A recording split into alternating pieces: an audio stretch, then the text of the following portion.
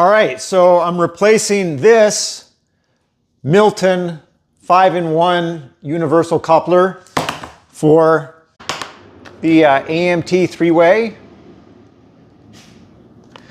Basically, because it's lightweight and it's plastic, I like that a lot, you know? Doesn't, can't really hurt what you're working on if you bash into it. And with a little bit of pressure, and it comes off pretty easy. See? It says Vaper on it. Not sponsored, just I like it. Okay, there you go. Fucking compressor. Let me go turn that off. Sometimes get them for around $10.